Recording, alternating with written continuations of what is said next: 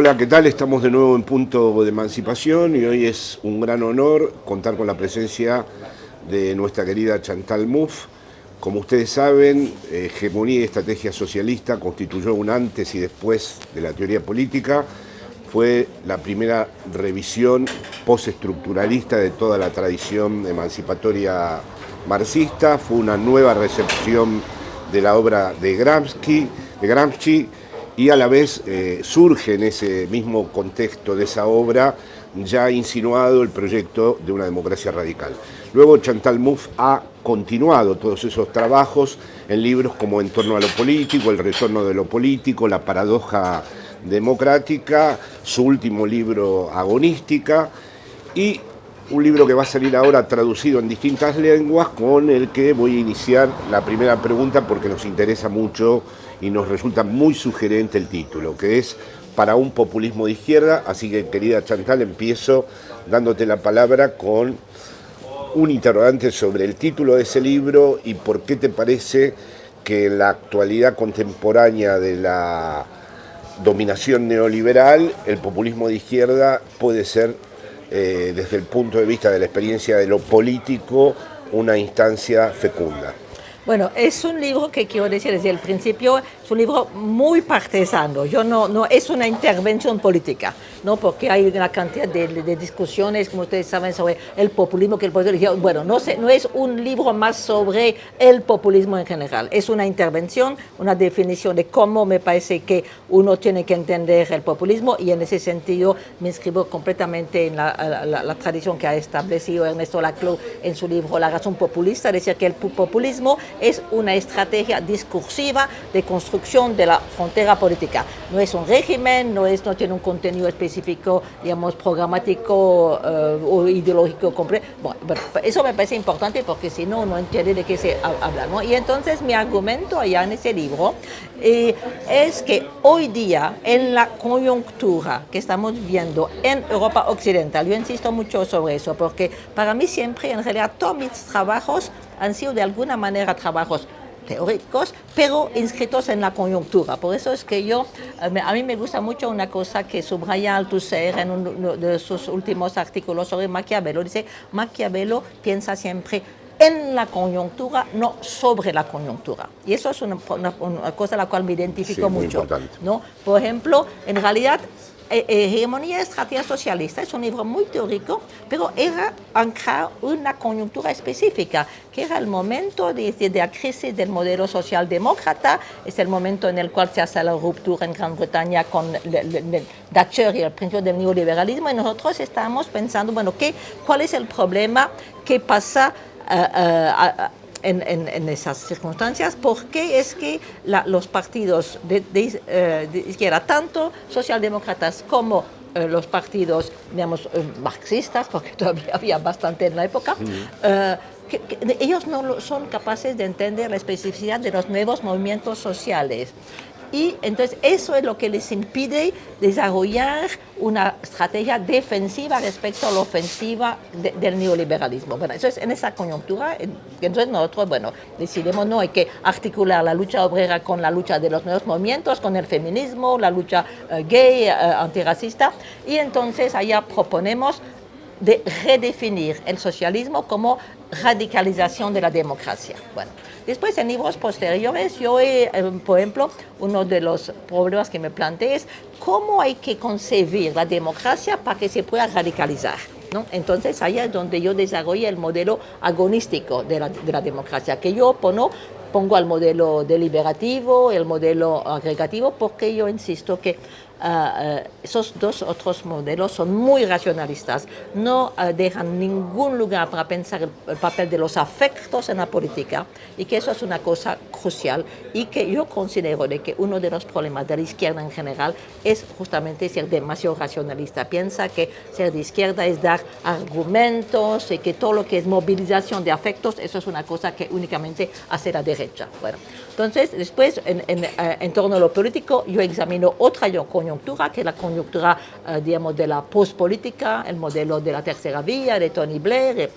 Agonística es otra coyuntura, es la coyuntura ya, digamos, de emergencia de lo que se llama el movimiento de las plazas, ¿no? Y entonces estoy pensando, bueno, ¿cómo pensar la política radical a partir de esa coyuntura? Hay que seguir la línea de Art y Negri, de Exodus, que esos movimientos en realidad plantean una ruptura, un rechazo total de la democracia representativa, y hay que crear la autoorganización de la multitud, o hay que pensar, como yo lo propongo yo, involucrarse con las instituciones, la guerra de posición de Gramsci para transformarlas. Bueno,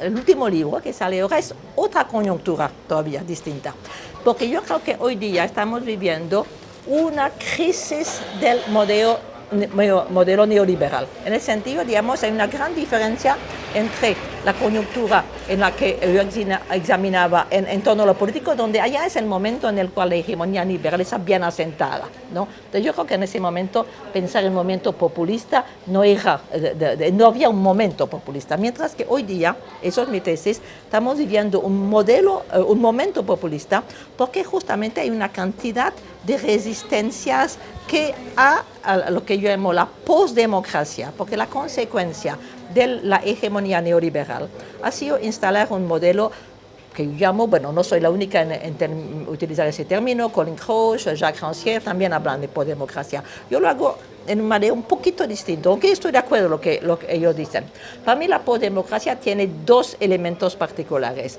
Tiene elemento que tiene que ver con la pospolítica, y eso tiene que ver con el hecho de que hoy día, cuando se habla de democracia, porque, bueno, evidentemente todo el mundo dice, no, estamos en democracia, sí, pero es una democracia que está prácticamente identificada con el elemento liberal de la democracia, porque en la paradoja democrática yo argumento de que el modelo occidental de democracia es una articulación entre dos tradiciones, sí, la liberal y la democrática.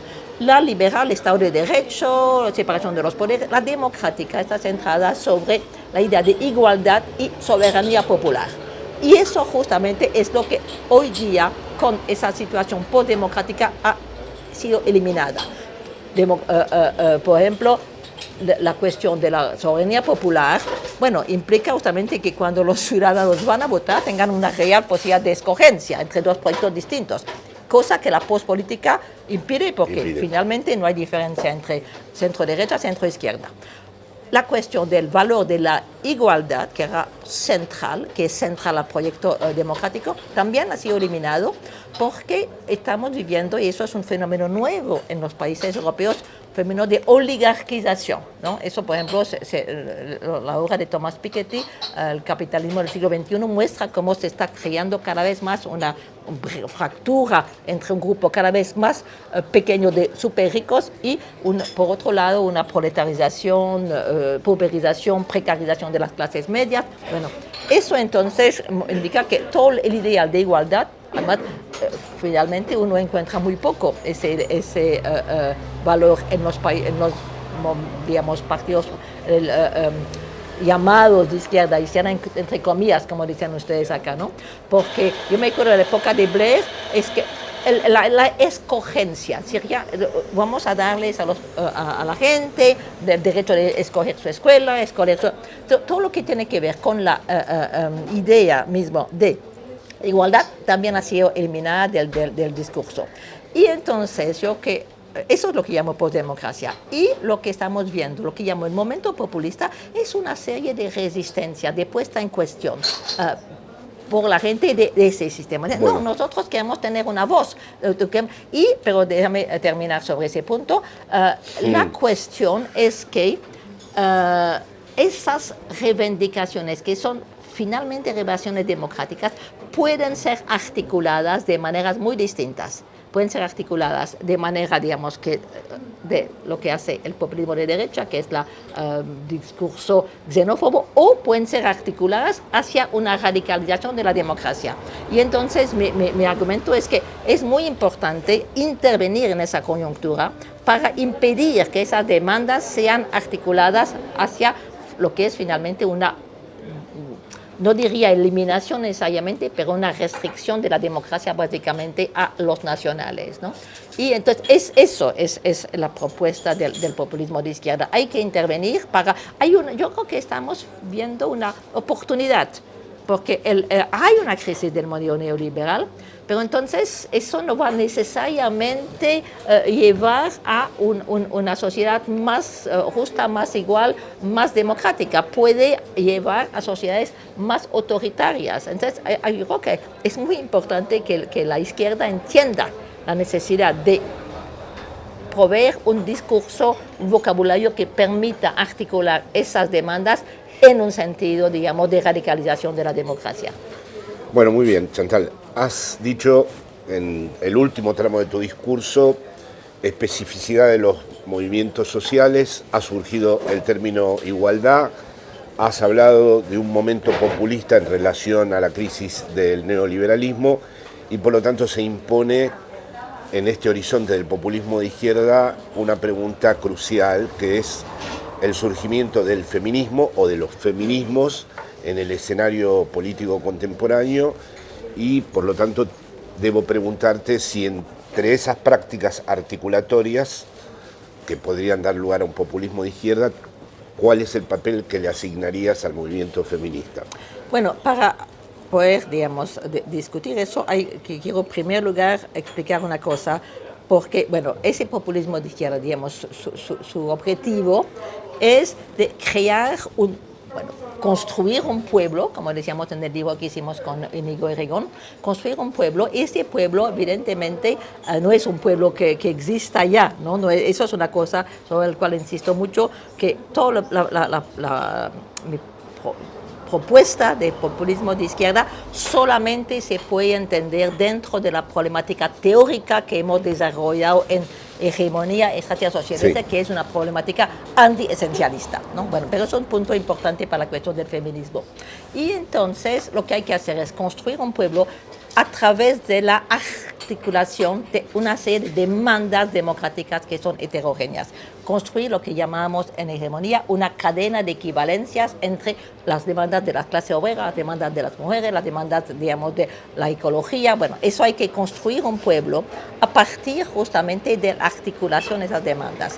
Articulación que es crucial porque no creo, eso es un punto sobre el cual yo siempre digo, no hay ninguna demanda, cualquiera que sea intrínsecamente emancipatoria.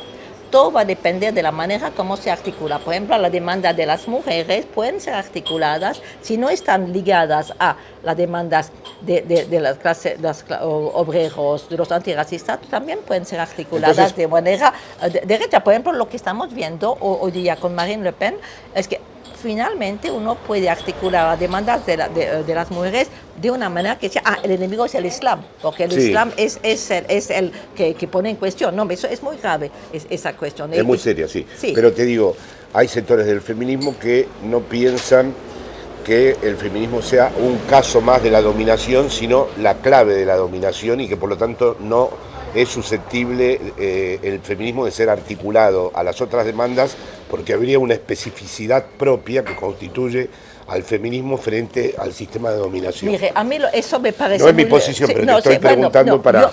A mí lo que me importa no es la teoría, sino la práctica. Cómo va uno a articular esas demandas.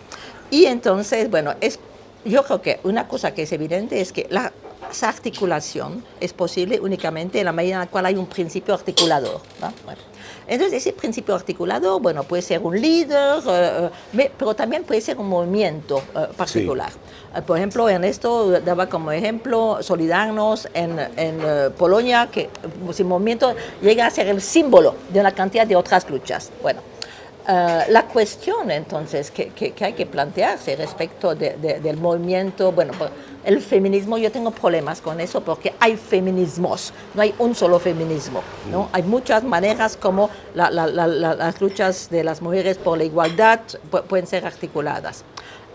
Y entonces, bueno, puede ser hoy día, pero eso para mí tiene que plantearse en términos no así abstractos, que el feminismo tiene que ser, no.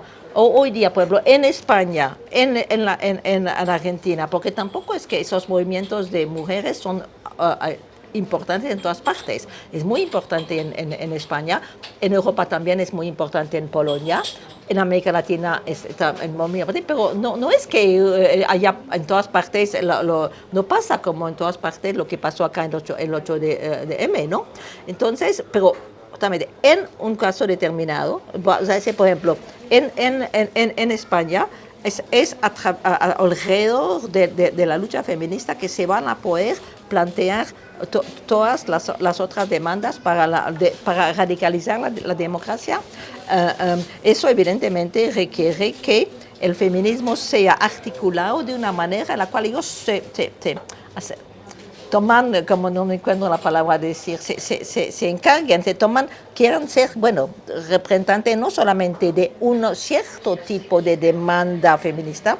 Por ejemplo, a mí me preocupa, yo no digo que en absoluto que sea en el caso en España, ¿no? Pero me preocupa que en algunos casos hay momentos de mujeres fuertes, pero únicamente centrados en la cuestión del acoso sexual.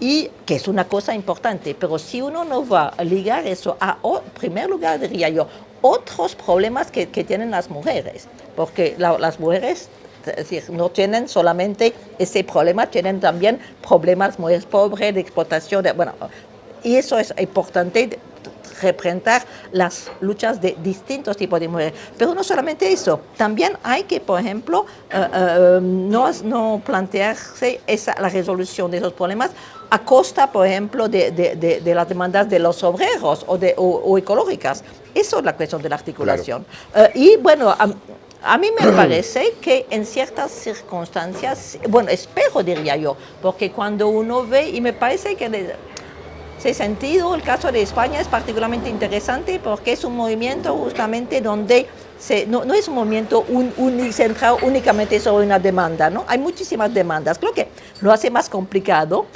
de articularlas, pero también más si se logra hacer es más importante. Entonces que se vuelva, digamos, la lucha feminista el símbolo de todas las otras luchas. Claro. Pero yo no creo que la manera sea decir, la lucha, una reflexión teórica, bueno, mire, uno puede escribir todos los libros que quiere, todos los artículos, decir, no, en realidad la lucha feminista, pero si tú no logras realmente particular eso, bueno, eso, decir, no, hay una pregunta de la coyuntura. Sí.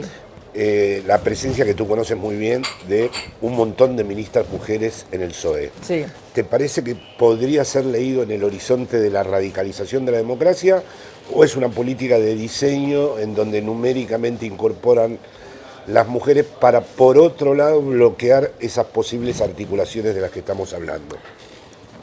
Mire, yo no diría ninguna de las dos. Vos, no sí, digas, yo no diría ninguna de las dos cosas, porque la segunda interpretación ya es un poquito malévola, diría yo, ¿no? Ver como eso, como una manera de yo no creo que el PSOE está haciendo eso de manera tan maquiavélica, pero tampoco creo que porque hay mujeres van a ser más progresistas. Mire, yo he vivido bajo Margaret Thatcher y yo sé perfectamente que no es porque tú tienes una mujer que va a ser más progresista. Yo siempre he criticado esa especie de tendencia esencialista del feminismo. Claro. Decir, las mujeres son... No, las mujeres no son necesariamente, pueden ser... Bueno, finalmente ves el mundo, el hecho de que haya una mujer de primera ministra o mujeres en el gobierno no garantiza nada, ¿no? Así que, bueno, me parece de alguna manera una jugada muy inteligente de Sánchez, a ver, porque yo me doy cuenta, por ejemplo, en Europa, los países, bueno, los otros países de Europa, se ve, mire, qué progresista. Bueno, yo diría, no hay que tomarse eso demasiado, bueno, entonces, pero tampoco hay que decir, es una maniobra para impedir que se articule. No, vamos a ver. Pronto, dime, mire, de pronto, puede, yo no creo que vayas a ir muy lejos, pero depende, yo diría ahora, se me ocurre, cómo los otros van a poder, digamos, reaccionar frente a eso, ¿no? Uh-huh. Si una cosa que me parece que sea negativa, dice, pero ustedes es una maniobra, pero no, hay que de alguna manera empujar, decir, Empujar. bueno, usted, Muy bien. bueno, pero entonces, ¿qué Extendamos significa eso? esto. Extendamos exactamente. Bueno, entonces quieren ser, bueno, feminista. Bueno, pero entonces, ¿por qué no esa medida a Esa nivel me parece. económico? ¿Por qué esa medida? Utilizar eso como un terreno para forzarles a hacer cosas que de pronto no tenían ganas Previstas. o no pensaban, pero eso me parece que es un terreno que hay que utilizar para radicalizar la democracia. ¿Entiendes? Que no necesariamente el hecho que haya mujeres no radicaliza la democracia por sí, pero puede crear un terreno favorable para una lucha para radicalizar la democracia. Bueno, muy bien.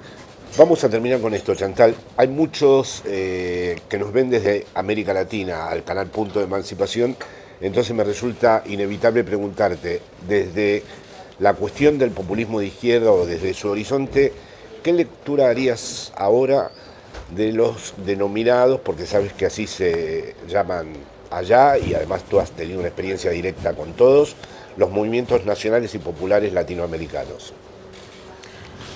Bueno, mire, evidentemente, bueno, aunque mi libro está dedicado a estudiar la coyuntura europea, es evidente de que para mí, bueno, yo estando ligada a América Latina y particularmente a Argentina, siendo una cristianista convencida. Vamos, ahí es una de las pocas intelectuales europeas que dice esto, ¿eh?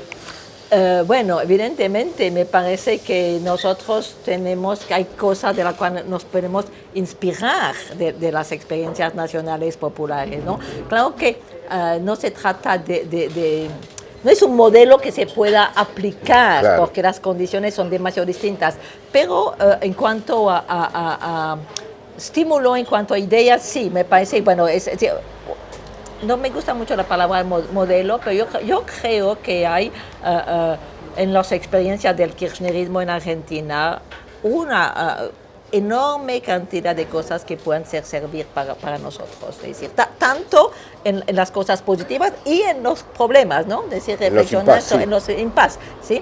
Y sí, en ese sentido yo diría que realmente son para inspirar, ¿eh? Yo creo que debe ser una fuente de inspiración, no de aplicación, pero de inspiración, sí, definitivamente. No, además, por ejemplo, lo que pasa también en Argentina con Ni Una Menos, bueno, finalmente, bueno, también hubo un movimiento importante en México, pero yo creo que es de partir de Argentina que se fortaleció más eso. Sí. Y eso nos dice mucho sobre el grado de politización de la sociedad argentina, y yo creo que eso tiene mucho que ver con los años del kirchnerismo y con la experiencia de Cristina, ¿no? Me parece que eso de alguna manera ha empoderado las feministas para pensar. Sí. Bueno, muchísimas gracias. La verdad que para Punto de Emancipación es siempre una oportunidad volver a pensar en las lógicas emancipatorias, y quién mejor que Chantal Mouffe para abordar este tema. Así que muchísimas gracias, Chantal, y nos vemos la próxima.